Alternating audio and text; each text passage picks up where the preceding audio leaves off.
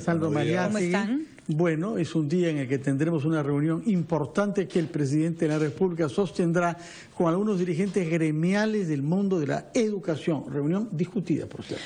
Creo que la participación ayer de la ministra Martans es como para abrirle el camino a Pedro Pablo Kuczynski para que no se enfrente a gente que no... o sea, si es de esa reunión no salían bien parados, iba a ser una desgracia para el presidente, ¿no? De que el presidente se mandó por libre. Ah, no, sí, eso me queda clarísimo, ¿no? No era una buena estrategia, en ¿no? En otro país el ministro renuncia, le dice, bueno, acá está el cargo. Porque la dejó completamente en offside.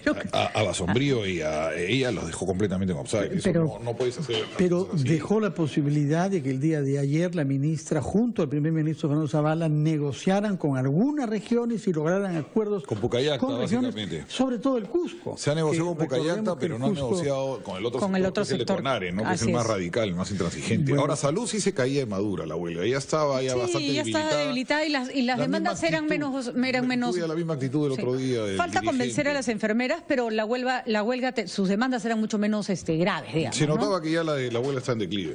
Bueno, vamos a ver qué nos dice sobre el fondo de los reclamos gremiales o sobre el mundo de los maestros.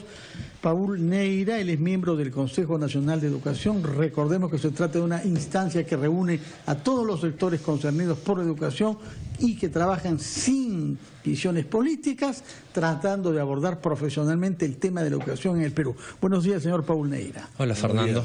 Hola. Muy buenos días. ¿Cómo recibe usted las informaciones que nos vienen llegando respecto del malestar de los maestros y la expresión que tiene esto en la huelga que ha durado casi 2 meses? A ver, por un lado preocupación y por otro lado algo de confusión. Porque comienzo por lo primero, de la confusión. Me refiero a que el día, hace 2 días en la noche, a las 11 de la noche, la ministra firmó un acuerdo con 4 regiones, entre las cuales está el Cusco, y uno de ellos es firmante Ernesto Mesa Tica. ¿Qué dirigente? Que es dirigente del SUTE regional del Cusco, es el secretario general. Pucallacta, ¿no? Aparentemente sí. Sin embargo, al día siguiente, a las 8 de la mañana en Latina, sale esta denuncia que ha hecho el Ministerio del Interior por extorsión a 12 dirigentes magisteriales, entre los cuales está el señor Ernesto Mesa Tica. Entonces, la pregunta que yo me hago ¿es legítima esa firma, siendo él supuestamente según la denuncia del Ministerio del Interior, un extorsionador, un delincuente, que además es una asociación ilícita para delinquir, porque le ponen un nombre a la banda, que se llama la banda de los reclamantes del sur? ¿En qué consistía la extorsión? La nota de Latina que salió ayer a las 8:27 de la mañana, más o menos, declaraba de que estos habían estado extorsionando a los dirigentes nacionales del SUTEP y habían sido acogidos, ¿no? Y estaba el señor Ernesto Mesa Tica y también estaba el señor Pedro Castillo Terrones, que es el presidente del Comité Nacional de Lucha de las Bases del SUTEP.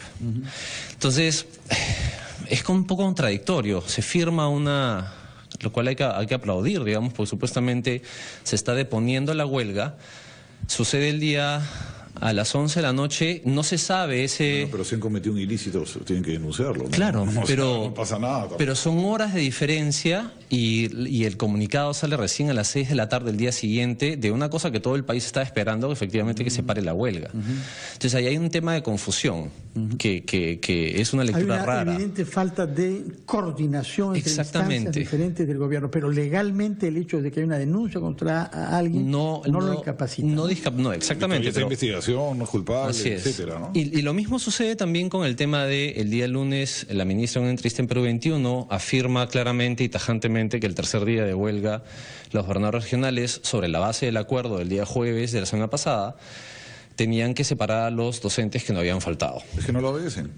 Y claro, en ese intermezzo al día siguiente, digamos, el presidente convoca Le pone la alfombra roja. Así es, entonces eso es difícil de leer, digamos. Entonces, claro, la dirigencia gremial que está levantada, la dirigencia de las bases del SUTEP, que también están levantados, y los docentes de a pie, porque hay que, como estratos, hay que mirar la cosa, ¿cómo quieren leer esta información?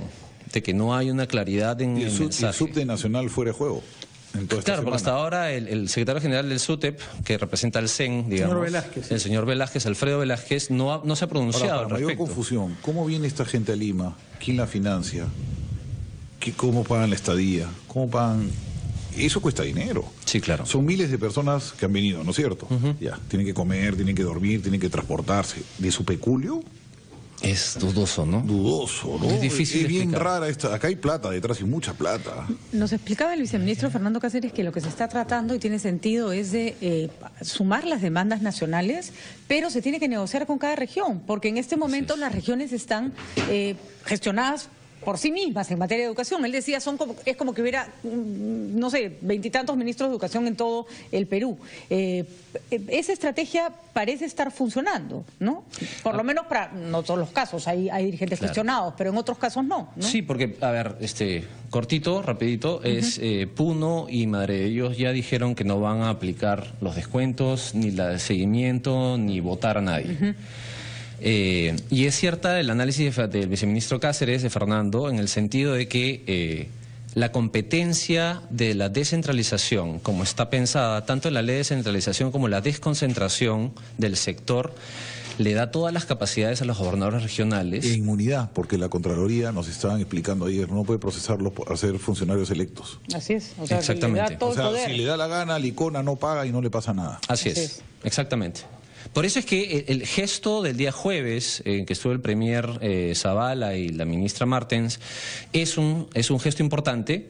Sin embargo, representativo de las luchas gremiales es casi cero, porque en la negociación se sentaron solo los gobernadores regionales, pero no se sentó ningún representante. Claro, lo que pasa es que también hay un problema, porque como tiene fragmentada No sé con qué la hablar. representación, es un fenómeno. Y la Miren. pipa de la paz se ha firmado con Pucallacta solamente, no con el resto. O sea, con lo que es Cuba. Pero claro, la pregunta que yo me hago y hasta ahora no me queda claro, porque yo he estado ayer en contacto en la noche con varias regiones del país que están en huelga, y particularmente estuve mucho rato hablando con gente en el Cusco y me dice que el Cusco está absolutamente parado, que no ha llegado ninguna comunicación por parte de esa firma del día martes, el día 8 de agosto a las 11 de la noche, y no hay reconocimiento. Entonces lo que podría haber es que formalmente hay un acuerdo, pero en la práctica no, Ahora, no se levante hay la huelga. No sé si Basombrío colaboró o no, pero hay toda una táctica de victimización. Al decir Basombrío esto de los 5.000 profesores del MOADEF, ahora lo primero que te dicen es: yo no soy terrorista. Claro. O sea, ¿le metió la pata a Basombrío? ¿Qué pasó ahí? Yo no quisiera hacer un juicio de valor sobre... Porque les ha servido lindo. Te dicen no soy terrorista y hay todo, pues lágrimas y todo. Claro. Les da una excusa perfecta, quedan como los Sí, buenos de la claro, película. eso sobre un escenario que debieron haber analizado. Sin embargo, lo que sí también hay que ser muy correctos, si ponemos en términos de cifras y decimos son 5.000 docentes en el MOADEF, en el Estado peruano hay 385.000 docentes, digamos es el Pero lo estamos utilizando todos los 1.67%. huelguistas. Te dice, el primer cartel es: yo no, padre de familia, yo no soy terrorista. Claro, pero... Y la victimización en el Perú funciona Muy bien. deliciosamente. Es el país de la además no todos son, pues. Exactamente. ¿No? O sea, y claro, Efectivamente, ¿cuál es la- algunos llevan su cartel con Pero la con pregunta razón. que yo me hago también como ahí, estrategia. Aldo, No, es no. ¿y Llorón qué pasa siempre con los funciona. docentes que realmente no han tenido ni filiación ni han firmado absolutamente nada y dicen: tú me dices, Ministerio de Educación, Ejecutivo, que quieres hacer la regularización docente, pero al mismo tiempo me dices que yo soy radical, que yo soy filosenderista? Entonces, ¿dónde está ese lenguaje? Esa es una... Señor Neira, está clarísimo que acá hemos tenido un problema porque no hay un gremio unificado y frente a este desorden gremial ha habido una falta de estrategia coherente del gobierno. Más allá de este aspecto, ¿qué reclamos de fondo cree usted que eran justificados y qué política educativa de largo plazo podemos imaginar para que esto no se repita? Para complementar tu pregunta, solamente para complementarla, nos han dicho que un problema que había en el Ministerio de Educación, que es el inicio de la pregunta de Fernando, no ha habido un comité de crisis como otras veces, que no ha habido alguien que se dedique 24 horas a la huelga. ¿Es cierto eso? Que la ministra ha jugado muy sola.